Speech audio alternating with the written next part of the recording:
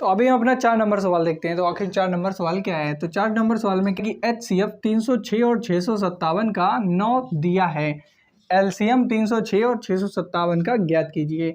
यानी कि इसका मतलब क्या है? देखो, HCF का मतलब होता है मासा, यानी कि 306 और 657 का मासा 9 है, ठीक है।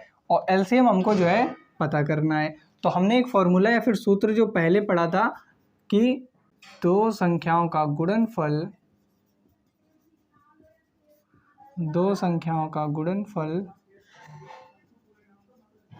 गुणनफल बराबर HCF गुणे LCM। जब मैंने 2 नंबर सवाल पढ़ाया था तभी आपको बोला था कि इसको फॉर्मूले को आप याद कर लेना। तो यहाँ से देखो, संख्या हमको पता है 306 और 657, ठीक है। HCF भी हमें पता है कितना है, 9। LCM हमको पता करना है।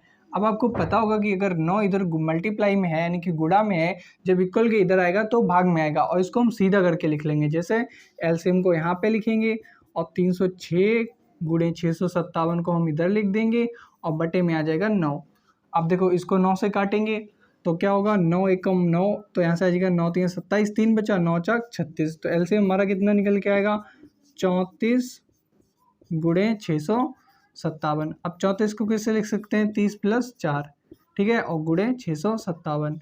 गुणा कर लेंगे यहाँ से 3 से, 7 × 21, 3 × 5 = 15 और 2 = 17 और 6 × 18 और 1 19,710, क्योंकि एक जीरो यहाँ पे थी तो वो जीरो हमने बढ़ा दी। फिर 4 के साथ गुणा करेंगे, 7 × 4 = 28, 4 × 5 = 20, 2 22 और 6 × 4 = 24, 2 26, यानी कि 2628। इसमें जोड़ लेंगे 2628, तो 8 3 3 9 2 11 1 12 1 1 2, 22,338 हमारा कितना निकल के आएगा, 22,338 हमारा एलसीएम निकल के आ जाएगा, ठीक है। तो इसी तरीके से 4 नंबर करना है।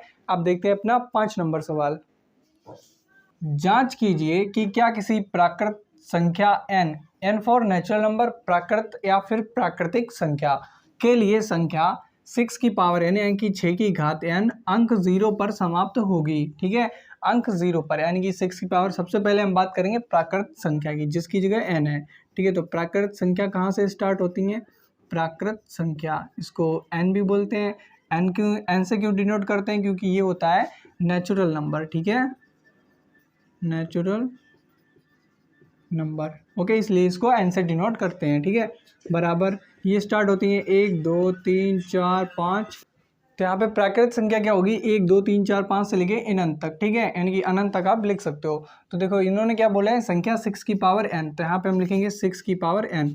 अब इसकी जगह n की जगह हम क्या रखेंगे, n बराबर 1 रखने पर, जब 6 की पावर 1 करोगे तो आएगा 6।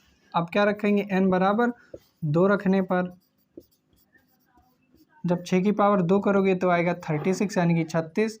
और फिर हम क्या करेंगे, n बराबर 3 रख देंगे, n बराबर 3 रखने पर 6 की पावर 3 यानी कि 6 का क्यूब होता है 216।